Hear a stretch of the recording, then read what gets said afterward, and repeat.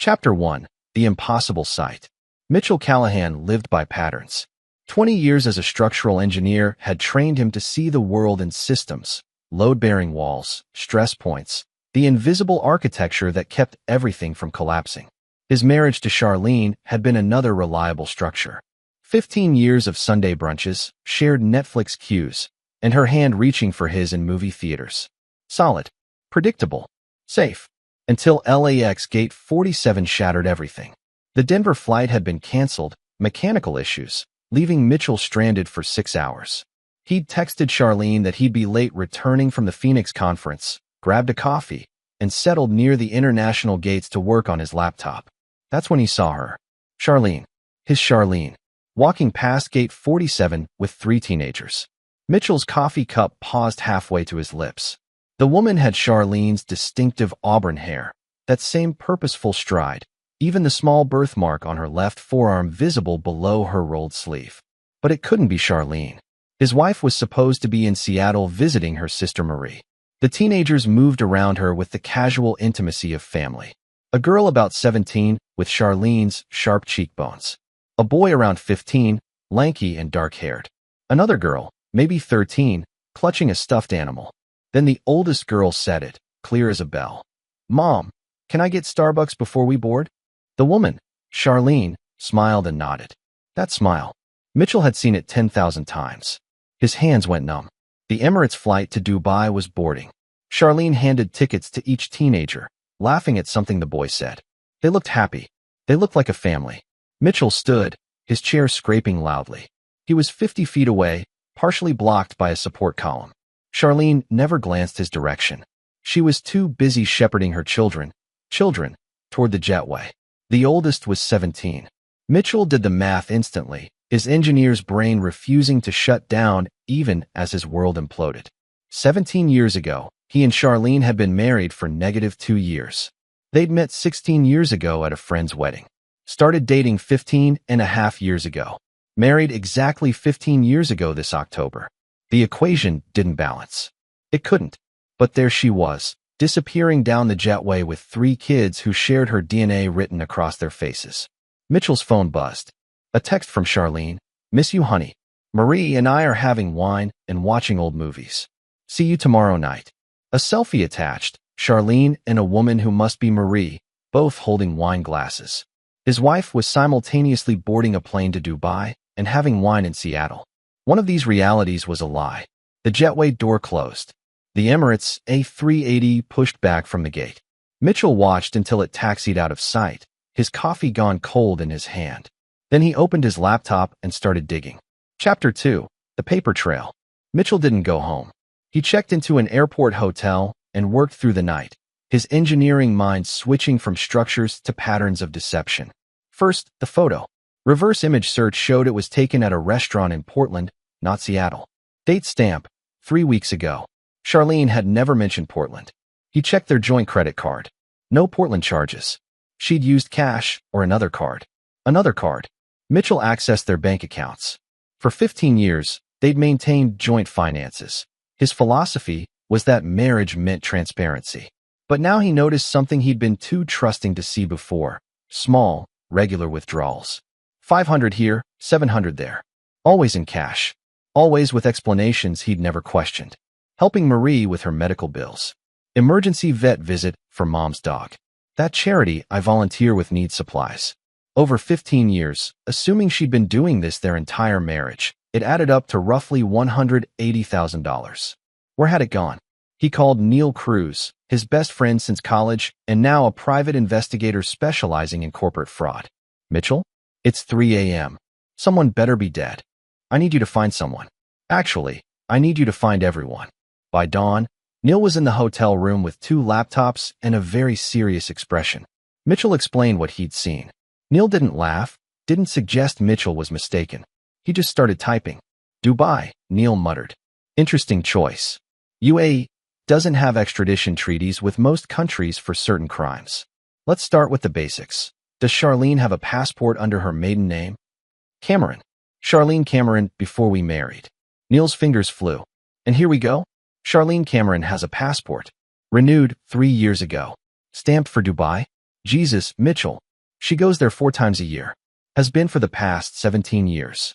The hotel room tilted. Mitchell gripped the desk. There's more. Neil continued, his voice tight. She's got an Emirates frequent flyer account with platinum status. I'm pulling up social media now, using facial recognition across platforms.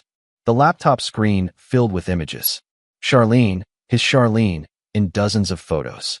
Beach vacations in Dubai. A teenage girl in a graduation gown. Birthday parties. Christmas mornings with a tree and 3 kids opening presents. A whole life.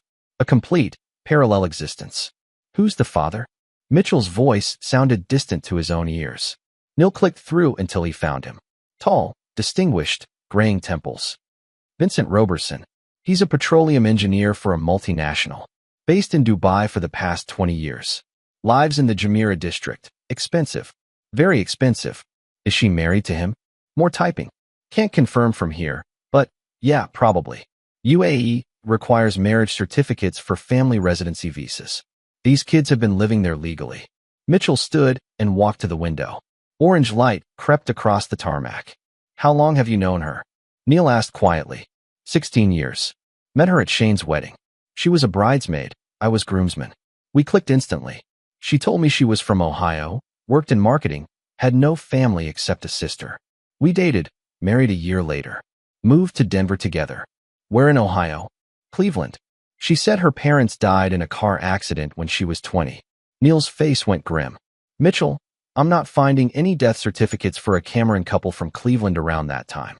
I'm not finding any records for a Charlene Cameron from Ohio, matching her age and description before she appeared in Denver 16 years ago. The words hung in the air like smoke. She's a ghost, Mitchell said. She invented herself for me. Which means someone else knew her before. Someone helped her become Charlene Cameron. And given she has 3 teenagers.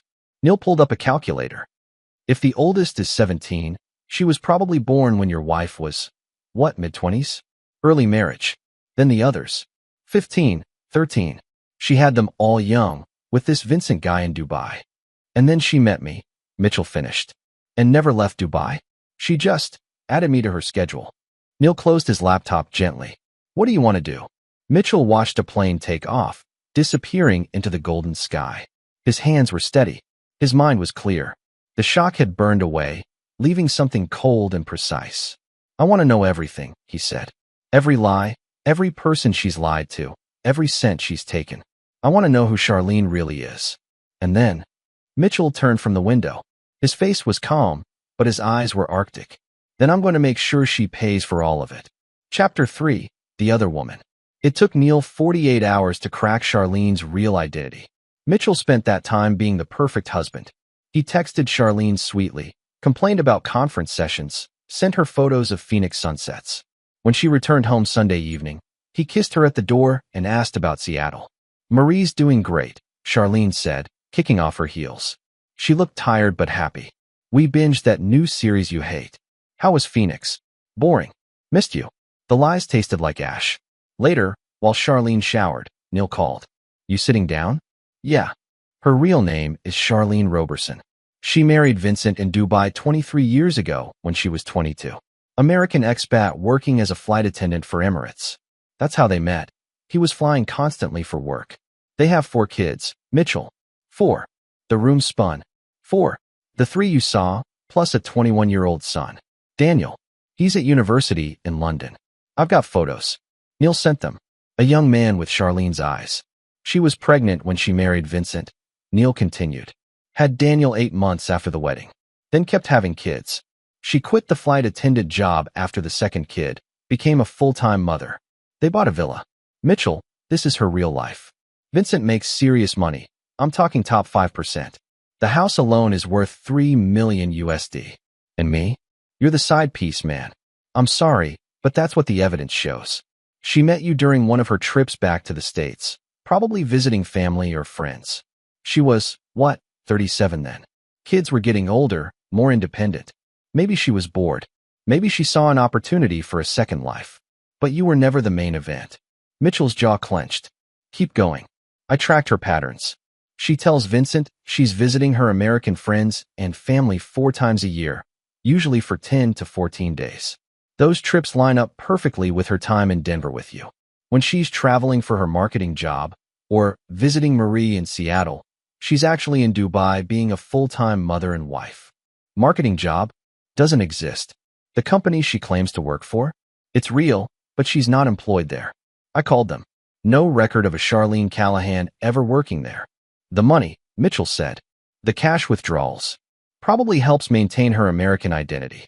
Driver's license renewals, phone bills, maybe a storage unit somewhere with her American wardrobe. Could also be supporting relatives back in the States. I'm still tracking that. But here's the thing, Mitchell. She's been pulling this off for 15 years. That takes serious skill. She's never slipped, never confused which life she's in. That's not impulsive or careless. That's planned. Through the bathroom door, Mitchell heard the shower shut off. I have to go. Mitchell, wait. There's one more thing. I found court records. 24 years ago in Texas, a woman named Charlene Cameron was charged with identity fraud.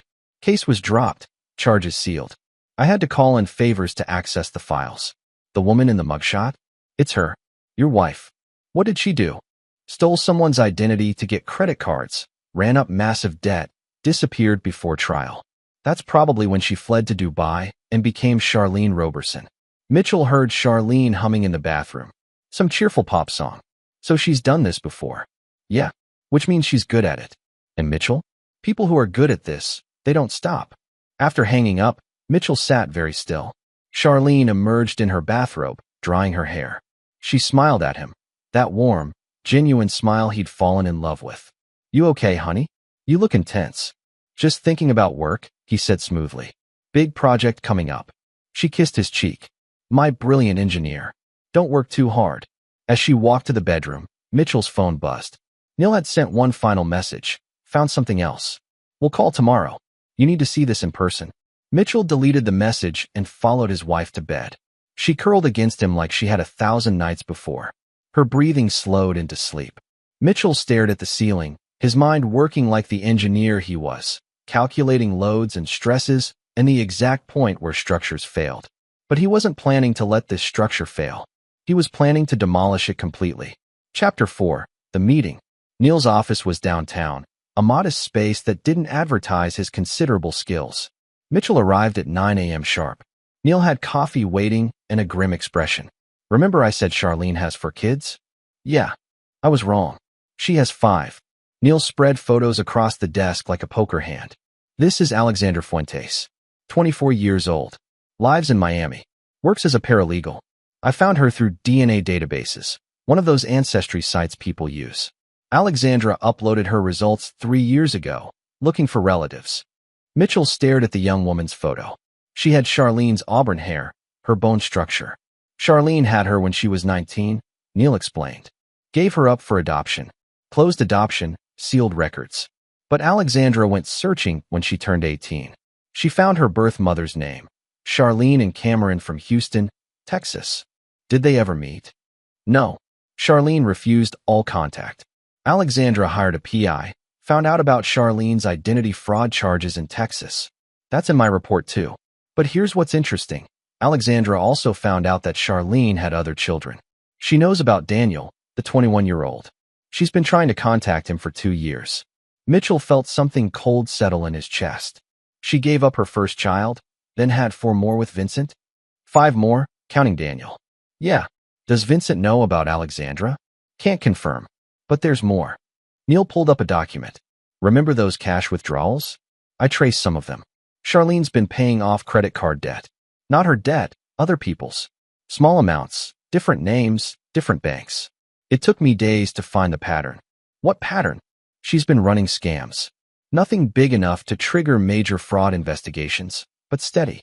She opens credit cards using fake identities, probably identities of people who won't notice or report it immediately.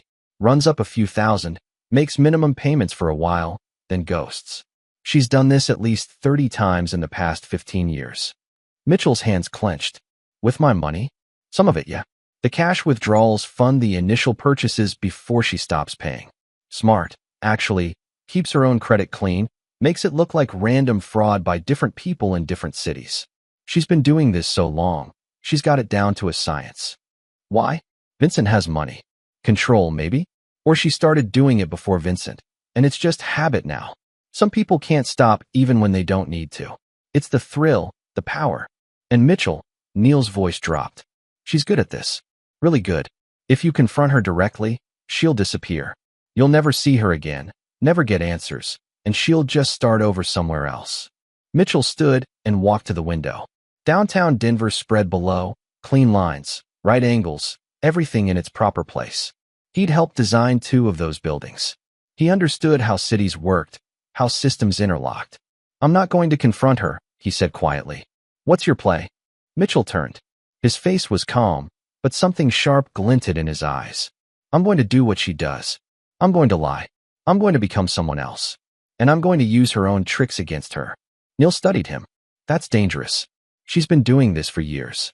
And I'm smarter than she thinks. Mitchell interrupted. She sees me as the stable engineer. Predictable. Boring. She doesn't know what I'm capable of when someone I trusted destroys my life. What do you need from me? Everything. Her schedule, her contacts, her accounts. I need to know her life better than she does. And I need you to find someone for me. Who?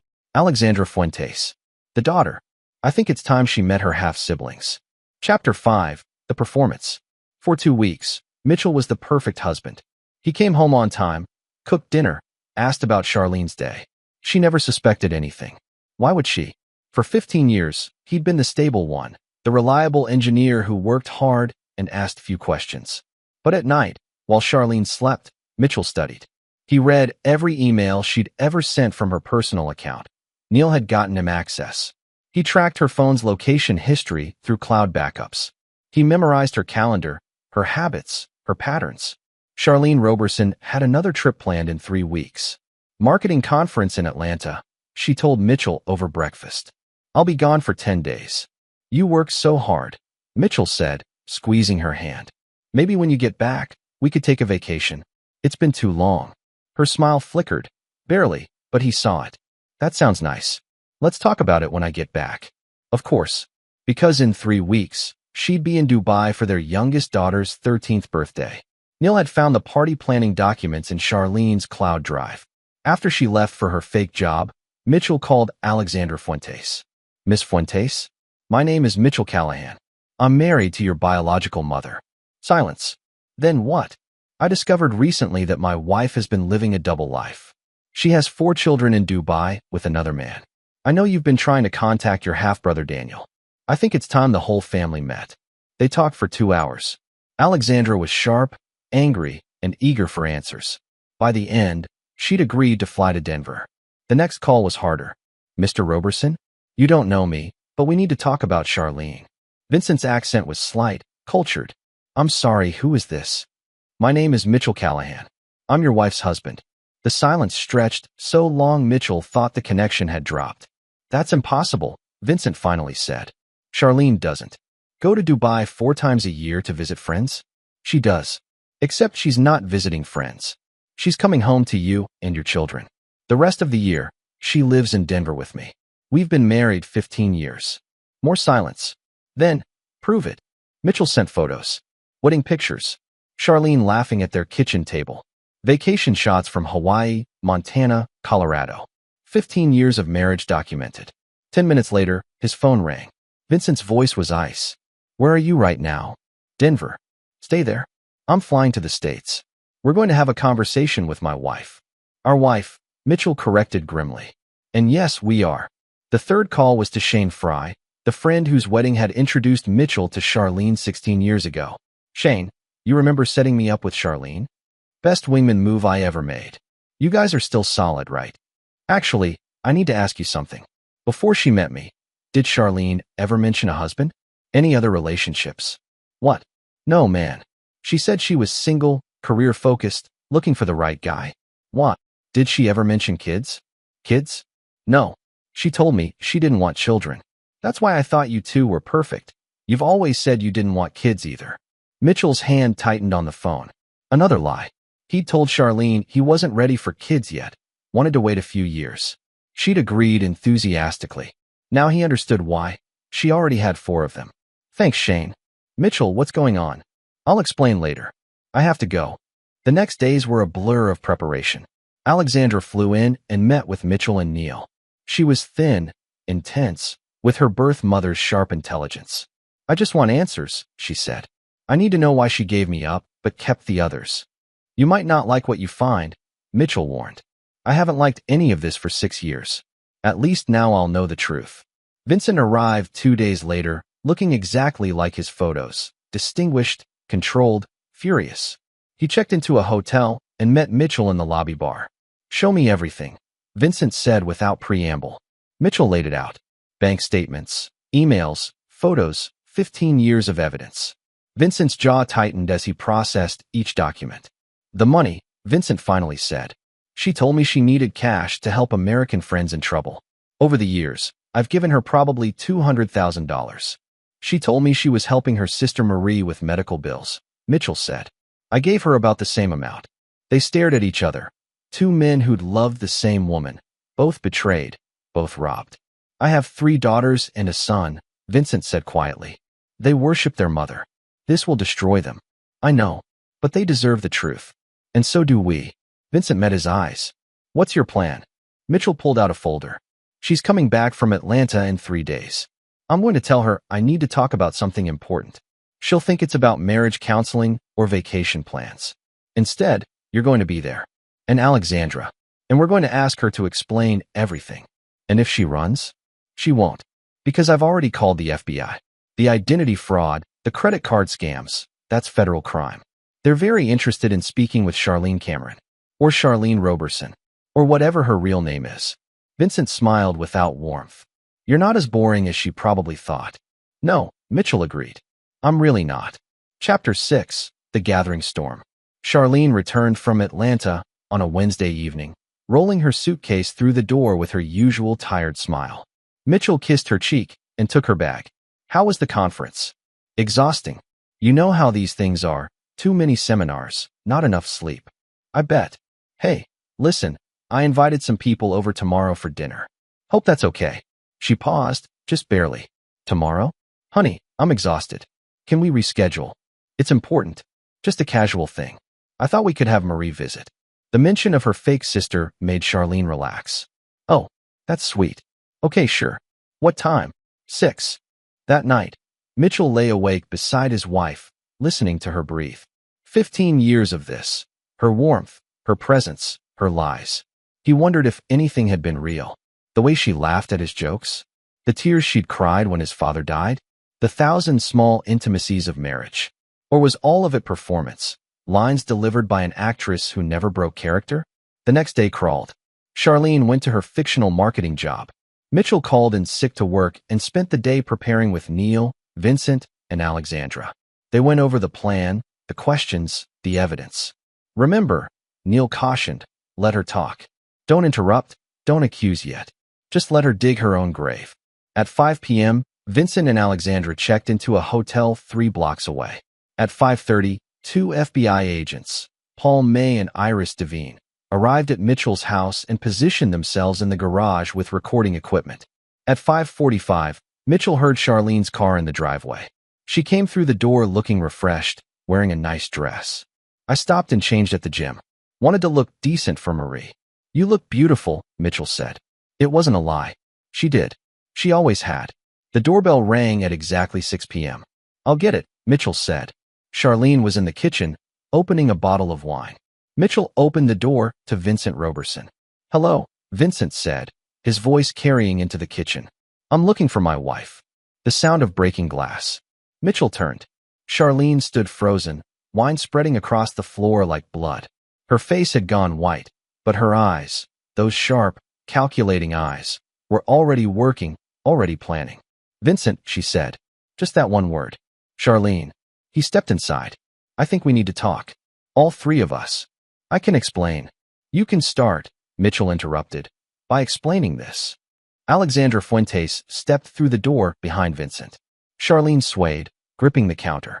For the first time in 15 years, Mitchell saw her completely lose her composure.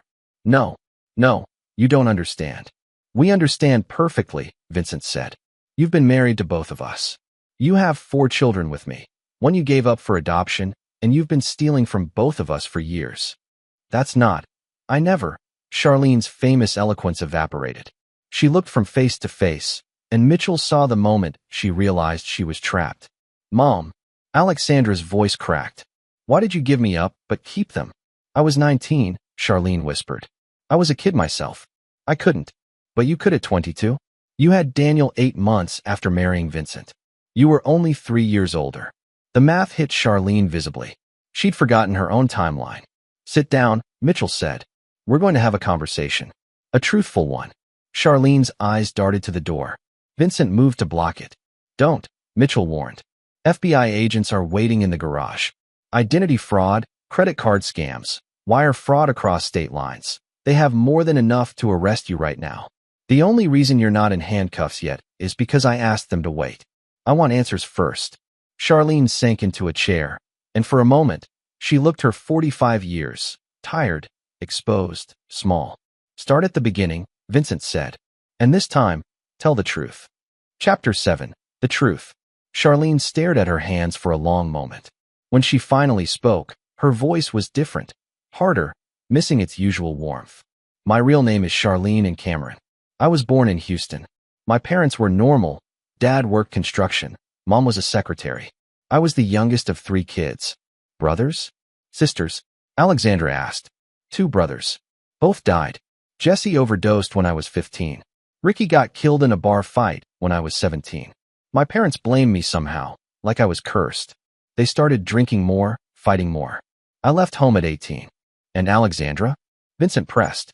Charlene's jaw tightened. "I got pregnant by a boyfriend who disappeared the second I told him. I was 19, broke, living in a crappy apartment. I couldn't raise a baby, so I gave her up. I thought it was the right thing, giving her a better life." "Then what?" Mitchell kept his voice neutral. "I wanted to start over completely. I got a job as a flight attendant trainee for Emirates. They'd hire American girls, send them to Dubai for training. It paid well, gave me a place to live. I met Vincent on a flight to Qatar.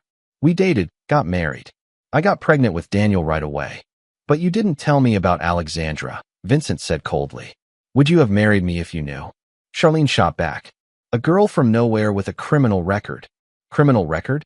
Vincent interrupted. Charlene closed her eyes. "After I gave up Alexandra, I was angry. At myself, at the world. I stole some credit card numbers, bought stuff I couldn't afford. I got caught, got charged. The case got dropped on a technicality, but it scared me straight. That's why I left Texas, went to Dubai, became someone new." "You became Charlene Roberson," Alexandra said. "But you kept your real name, Charlene Cameron, in your back pocket. For emergencies. In case I ever needed to disappear again." "Which you did," Mitchell said. 15 years ago, you disappeared from your Dubai life and created a new one with me." Charlene looked at him, and he saw something like regret flicker across her face. "You were never supposed to happen. I came back to the States to visit an old friend, Shane's sister, actually. We'd been flight attendants together. She invited me to Shane's wedding. I met you, and you were different, kind, stable. Everything Vincent wasn't." "What does that mean?" Vincent demanded. "You were always working, always traveling. The kids were getting older, more independent. Our marriage had become a transaction. You made money, I raised children. There was no romance left, no connection. Then I met Mitchell, and he looked at me like I was the only person in the room. He made me laugh. He listened. And I thought, maybe I could have both. Maybe I could keep my family in Dubai and have this other life, this other version of myself." "So you committed bigamy," Neil said from the doorway. Mitchell had forgotten he was there, recording everything. "I never legally married Mitchell. I couldn't. I was already married to Vincent. We had a ceremony, signed papers, but I made sure they weren't filed correctly. A friend helped me, someone from my flight attendant days who knew how to fudge documents. As far as the state of Colorado is concerned, Mitchell and I were just cohabiting." Mitchell felt something crack inside his chest. Not even their marriage was real. "The money," Vincent said. "Where did it go?" "I needed it for both lives. Plane tickets, clothes for each identity, storage units. Maintaining Charlene Cameron cost money. And yes, I ran some credit card scams, old habits. It was stupid, but I'd done it before and never got caught. I needed money that neither of you could trace." "You stole from us," Mitchell said flatly. "I borrowed from both of you to maintain what we had together. I gave you both good lives, didn't I?" "Vincent," Our kids are healthy and happy. Mitchell, we had 15 good years. Built on lies, Mitchell said. Every word, every moment, every smile, lies. Not all of it, Charlene said, her voice breaking. Mitchell, I did love you. I do love you. Both of you. That's why I did this. I couldn't choose. I couldn't give up either life. You're a fraud, Alexandra said, standing. Her hands were shaking. You gave me up, then built this perfect life for yourself. 2 husbands, for other kids, nice houses, nice clothes. And you never once looked back, never once tried to find me. I thought about you every day, Charlene whispered. Not enough to actually do anything about it. You know what? I used to dream about meeting you. I thought maybe you'd had a good reason. Maybe you'd been forced to give me up. But you weren't. You just didn't want me. Alexandra turned to Mitchell. I'm done here. Call the FBI. Wait. Charlene stood, panic flooding her face. Please. I know I've done terrible things, but I can fix this. I'll pay the money back. I'll divorce Vincent. I'll make it right. You'll divorce me? Vincent's laugh was harsh. Charlene, I'm already filing. My lawyer's been working on it since I got here. You'll be lucky if I let you see the kids again. You can't take my children away. They're my children too. And unlike you, I've only been lying to them for 3 days since I found out about this. You've been lying to them their entire lives. Charlene turned to Mitchell, desperate. Please. Mitchell, you understand me better than anyone. You know I'm not a bad person. You're exactly a bad person, Mitchell said quietly. You stole identities, committed fraud, broke federal laws, and betrayed everyone who loved you. You gave away 1 daughter and lied to 4 other children about who you are. You married 2 men and lied to both of us. You're not a good person who made mistakes. You're a con artist who got too comfortable. Charlene's face hardened. Fine. You want to call the FBI? Call them. I'll lawyer up, plead out, probably get probation for the credit card stuff. The identity fraud charges are 20 years old. Statute of limitations might protect me. And bigamy? Prove I knowingly committed it. I'll say I thought the first marriage wasn't legal, or that Vincent and I were separated. I've been playing this game a long time, Mitchell. Longer than you've known me. I know, Mitchell said. That's why I made sure to build an airtight case. He nodded to Neil, who opened his laptop. FBI has been monitoring your communications for 2 weeks, Charlene. Every text, every email, every call. You contacted your document forger friend, Todd Kirk, 3 days ago to discuss creating a new identity just in case. That's conspiracy to commit fraud. You also used Mitchell's credit card to buy plane tickets to Singapore, a country with no extradition treaty, under a fake name. That's wire fraud and identity theft. Charlene's face went pale. And the credit card scams. Neil continued. FBI traced them back to IP addresses at your house, both houses. You've been running them from Mitchell's computer and from Vincent's home office in Dubai. They've got warrants ready for both locations. The statute of limitations on the Texas identity fraud case. Mitchell added. Doesn't matter. You've been actively using those stolen identities. Found the storage unit in Oklahoma, Charlene. Credit cards, driver's licenses, social security cards, 12 different identities, all still active. You're looking at 20 years minimum. Charlene sank back into her chair. For a moment, no one spoke. Then someone knocked on the door. Chapter 8, The Fall. Agents May and Devine entered from the garage, badges displayed. Iris Devine was a sharp-eyed woman in her 40s, and she looked at Charlene with professional detachment. Charlene Cameron Roberson Callahan, she said, you're under arrest for identity fraud, wire fraud, credit card fraud, and conspiracy to commit fraud. As they read her rights, Charlene looked at Mitchell one last time. I really did love you, she said. No, Mitchell replied. You loved the idea of me. The safe, boring engineer who wouldn't ask questions. You never knew the real me, because you never wanted to. You wanted a prop for your second life. The agents let her out. Through the window, Mitchell watched her being placed in an unmarked car. 15 years, gone in handcuffs. Vincent stood beside him. Thank you, he said quietly. For what? For being smarter than I was. I never questioned her trips. I trusted her completely. So did I, Mitchell said. That's how people like her operate. They find people who want to trust, who want to believe in love and commitment. Alexandra joined them at the window. What happens now? For Charlene? Federal trial, probably a plea deal. She'll do time. Neil had followed them over. For you guys? That's up to you. Vincent turned to Alexandra. You're my children's sister. Half-sister. They should know you. If you want to meet them. Alexandra's eyes welled up. I'd like that. Come to Dubai when you're ready. I'll tell them the truth, all of it. They deserve that. She nodded, unable to speak. Vincent extended his hand to Mitchell. You should come too, if you want. The kids should meet the man who stopped this before it went further. Mitchell shook his hand. Maybe someday. Right now, I need to rebuild my life. After they left, Mitchell sat alone in his living room. The house felt different, emptier, but also cleaner. Like a wound that had been lanced. Neil sat across from him. You okay? No. But I will be. What are you going to do? Mitchell thought about it. Sell the house. Too many ghosts. Maybe travel for a while. I've got some savings, the money she didn't take. Maybe I'll visit those places I always wanted to see, but she didn't. You're stronger than she thought, Neil observed. I'm stronger than I thought, Mitchell corrected. I spent 15 years being comfortable, being predictable. Maybe it's time to be someone else for a while. Someone who asks questions. Someone who doesn't settle. Engineer turned detective? Mitchell smiled faintly. Something like that. His phone buzzed. A text from Shane. Dude, saw the news. FBI arrested Charlene? What happened? Mitchell typed back. Long story. I'll explain over beers. Lots of beers. The next few weeks were a blur.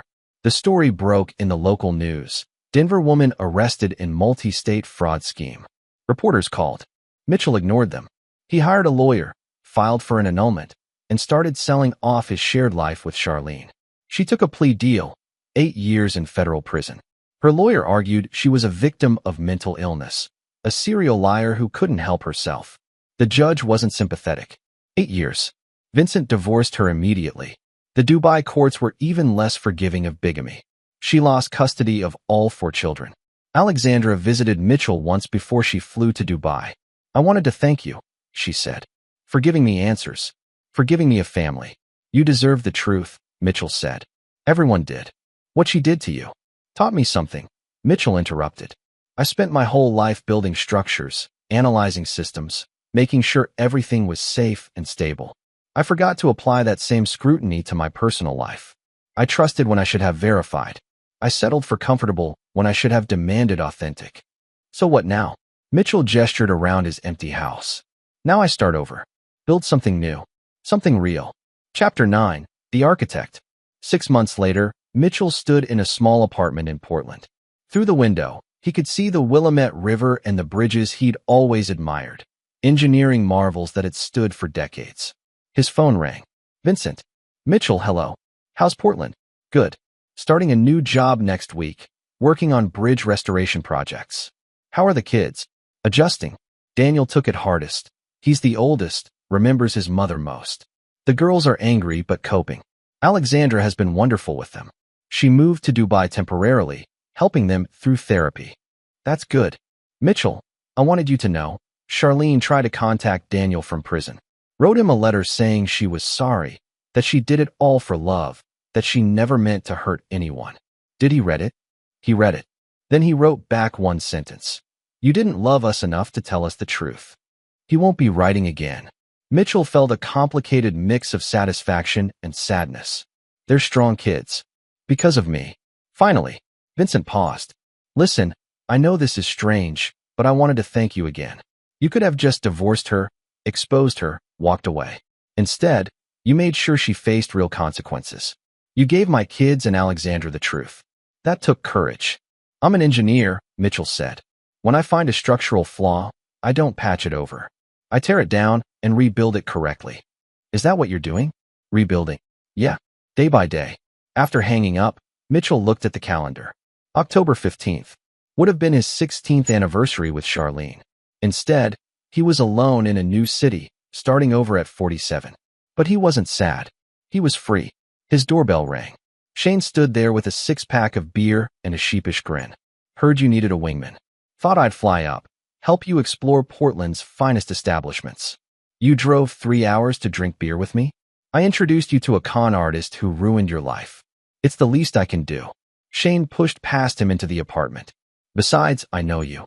You're not going to meet anyone hiding in here, working on bridge plans. I'm not ready. You're absolutely ready. You've been ready for months. You just needed permission. Shane popped 2 beers, handed one over. So here's your permission, Stop being the boring engineer. Be the guy who's smart, badass, survived betrayal, and came out stronger. Women dig that. Mitchell laughed, really laughed, for the first time in months. You're an idiot. Yeah, but I'm your idiot. Come on. Let's go find you someone who doesn't have secret families. The bar is literally on the floor. Then we'll start there and work our way up. They left the apartment together, and as Mitchell locked the door behind him, he felt something shift inside. The anger was still there, probably always would be, but it was manageable now, contained. He'd taken chaos and destruction and rebuilt order from it. That's what engineers did. 3 months later, Mitchell met Ginger Fisher at a coffee shop. She was a marine biologist, funny and genuine, with no secret families and a refreshing bluntness about her past mistakes. On their third date, she asked him point blank, "So what's your damage?" "Everyone our age has some." Mitchell told her everything. The whole story. She listened quietly, ordered another beer, and finally said, "Wow, that's a lot. Too much. No. I'm glad you got out. I'm glad you didn't let her make you bitter." "Who says I'm not bitter? You're here, aren't you? On a date, trying again. Bitter people don't try again." She was right. He was trying again. Not trying to recreate what he'd lost, that had been built on lies anyway, but trying to build something new. Something honest. A year after Charlene's arrest, Mitchell received a letter. He almost threw it away unread, but curiosity won. "Mitchell, I know you won't believe me, but I am sorry. Not for getting caught, for what I did. You deserve better. Vincent deserved better. My kids deserve better. The therapist here says I'm a compulsive liar, that I create elaborate fantasies because I can't handle reality. Maybe she's right. But here's one truth. You were the best thing in my American life. You were kind and patient and good. I loved you as much as someone like me can love anyone. I don't expect forgiveness. I just wanted you to know that somewhere in all the lies, there were real feelings. For whatever that's worth. Charlene." Mitchell read it twice, then tucked it in a drawer. Not to treasure it or revisit it, but because it felt like an ending. The final period on a long, painful sentence. He never wrote back. 2 years after the arrest, Daniel Roberson called him out of the blue. "Mr. Callahan? This is Daniel. Charlene's my mom's, her son. I know who you are, Daniel. How are you?" "Okay. Better. I'm graduating university next month. I wanted to invite you. You and Alexandra. Dad's coming, obviously, and my sisters. I just thought, you're part of this story too. You helped end it before it got worse." "I'd be honored," Mitchell said.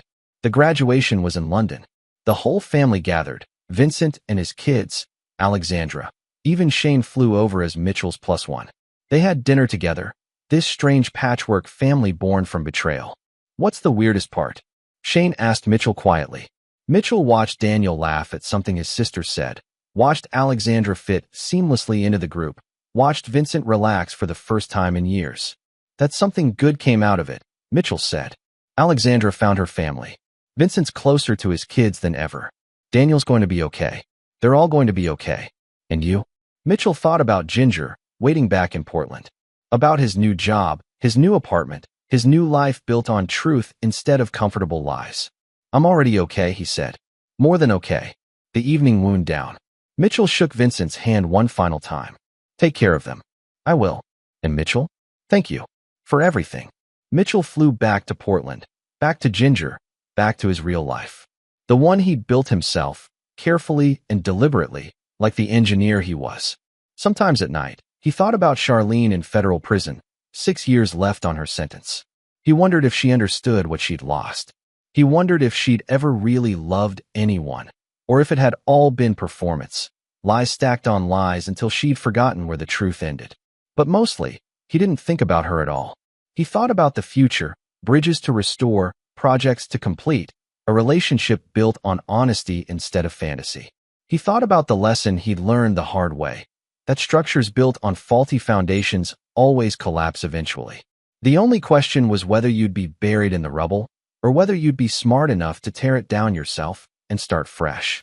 Mitchell had chosen to start fresh, and this time, he was building something that would last. This is where our story comes to an end. Share your thoughts in the comments section. Thanks for your time. If you enjoy this story, please subscribe to this channel. Click on the video you see on the screen, and I will see you there.